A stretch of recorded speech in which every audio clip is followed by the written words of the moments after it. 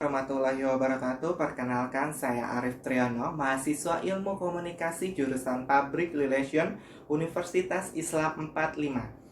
Pada kesempatan kali ini, saya ingin mempresentasikan tugas ujian tengah semester mata kuliah Public Relation Syariah dengan dosen Ibu Siti Godijah. Kesempatan kali ini saya akan mempresentasikan tentang analisa kegiatan Public Relation dengan studi kasus komunikasi Islam dalam penanganan COVID-19 di PT Toyota Motor Manufacturing Indonesia Plant 3 Kerawang. Bahasan sedikit saya ingin mengulang tentang teori komunikasi. Teori komunikasi secara etimologi komunikasi berasal dari bahasa Latin yaitu communication, berasal dari komunis yang berarti sama. Jadi komunikasi berlangsung di antara orang yang terlibat komunikasi, terjadi kesamaan mengenai sesuatu yang dikomunikasikan. Dan menurut Jebaran dan kawan-kawan, memberikan pengertian komunikasi adalah proses pembagian makna, sharing of meaning. Komunikasi pada umumnya diartikan sebagai suatu hubungan kontak antar manusia, baik individu maupun kelompok. Model komunikasi yang diajukan oleh para ahli menggunakan beberapa istilah. Berbicara tentang komunikasi, kami tertarik untuk membahas tentang komunikasi Islam yang diimplementasikan praktisi PR pada perusahaan Toyota. Sebelum masuk ke dalam pembahasan kami, sedikit menguraikan pengertian komunikasi Islam.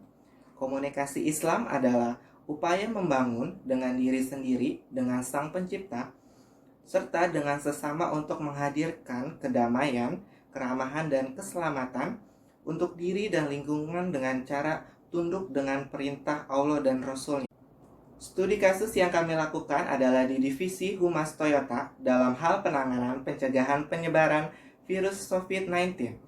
Divisi Humas melakukan sosialisasi tentang physical and social distancing dalam lingkungan perusahaan, serta pembagian masker dan hand sanitizer. Humas juga melakukan kampanye atau penyuluhan tentang pencegahan virus COVID-19.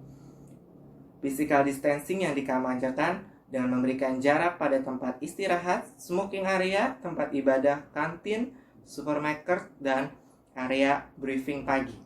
Memang awalnya para karyawan sangat aneh dan merasa terganggu dengan adanya pembatasan ini. Namun penerapan hal ini dilakukan sebagai wujud untuk melindungi diri serta orang lain agar tidak tertular virus COVID-19 ini. Dalam hal ini, Humas Toyota melakukan pekerjaan dengan baik dan menginformasikan secara jujur semua aturan yang ditetapkan oleh perusahaan untuk penanganan pencegahan penularan dari COVID-19 adalah salah satunya yaitu pembagian tempat sholat di lingkungan perusahaan, pembagian tempat sholat untuk para karyawan, sehingga titik kumpul yang dilakukan oleh para karyawan itu menjadi terbatas. Artinya pembatasan sosial, physical distancing itu bisa terjaga dan bisa terrealisasikan dengan baik.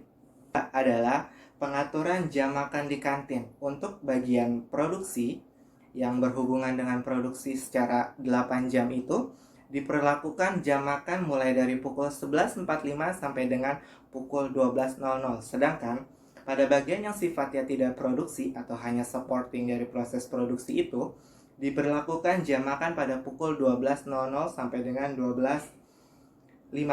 Ketiga adalah pengecekan suhu tubuh, penggunaan masker, dan hand sanitizer di lingkungan perusahaan.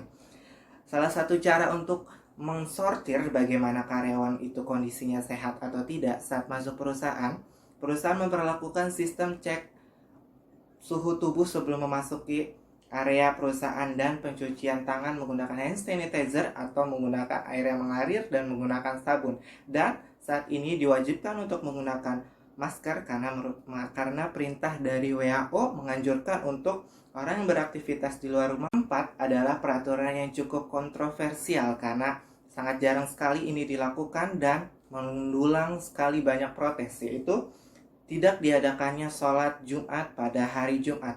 Hal ini mengundang banyak sekali kontroversi karena sholat Jumat yaitu merupakan sholat wajib umat Islam yang dilaksanakan setiap Jumat, tapi ditiadakan karena memang wabah COVID-19 ini membatasi jumlah kerumunan yang ada di manapun. Hal ini dalam menyampaikan informasi yang akurat dan tajam terpercaya, komunikasi yang efektif, baik verbal maupun non-verbal dalam perspektif Islam sangat diperlukan untuk menjaga lingkungan dan masyarakat berada dalam kedamaian dan tanpa kekerasan dan harmonis.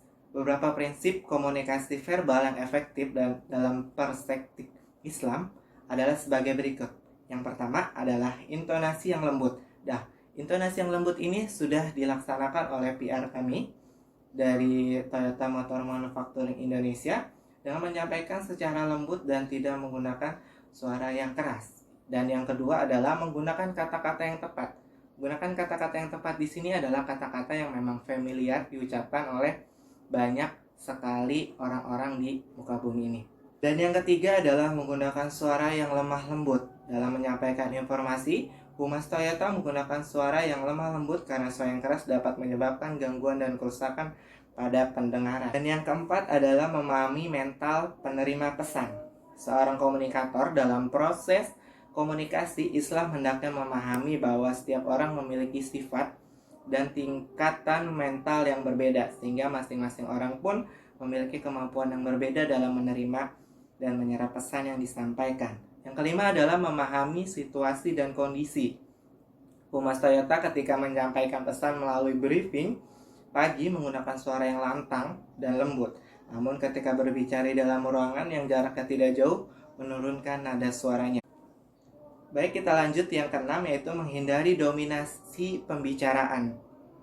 Dalam suatu diskusi tidak jarang terdapat anggota diskusi yang mendominasi pembicaraan dibandingkan dengan orang lain. Hal itu tidak dilakukan oleh humas dari Toyota.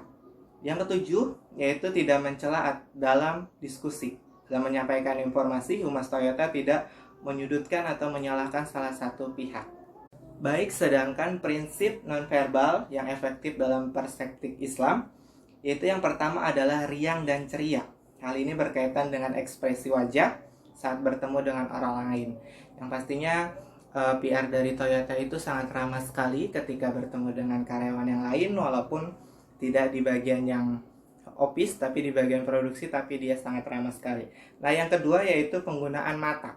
Mata ketika kita berbicara itu sangat mewakili dari informasi yang ada di dalam hati kita. Itu juga dilakukan oleh humas dari PT Toyota.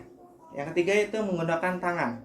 Menggunakan tangan ketika menyampaikan informasi entah menerima, memberi, jadi menggunakan tambahan gerakan nonverbal tangan menambah dari efektivitas komunikasi itu sendiri. Komunikator pun perlu berhati-hati dalam menggunakan tangan ketika menyampaikan pesan, karena bisa jadi orang akan memberikan arti yang berbeda sesuatu dengan latar belakangnya. Dapat disimpulkan dalam prakteknya, Humas Toyota sudah melakukan komunikasi Islam, menyampaikan dengan tutur kata yang baik, lembut, sopan, dan menggunakan nada yang tidak keras, menyampaikan secara jujur apa adanya sesuai dengan fakta yang ada. Terlebih dalam kasus pandemik, penanganan pencegahan COVID-19 ini yang dapat membuat panik semua orang. Tetapi humas dari Toyota dapat meredam kepanikan dalam lingkungan internal perusahaan. Yang harus dipertahankan dalam masalah seperti ini adalah perusahaan yang sangat memberikan apresiasi terhadap karyawannya, karena mereka sudah sadar bahwa karyawan merupakan aset dari perusahaan. Jika tidak ada karyawan, perusahaan tidak akan berjalan. Namun halnya, karyawan juga tidak boleh besar kepala terhadap perhatian tersebut. Terlebih dalam pandemi COVID-19 ini, jika perusahaan kurang perhatian terhadap karyawannya, maka akan membuat rasa loyalitas atau sense of belonging dari karyawan akan berkurang. Tanpa disadari, pandemi COVID-19 ini sudah membuat mental manusia terguncang banyak.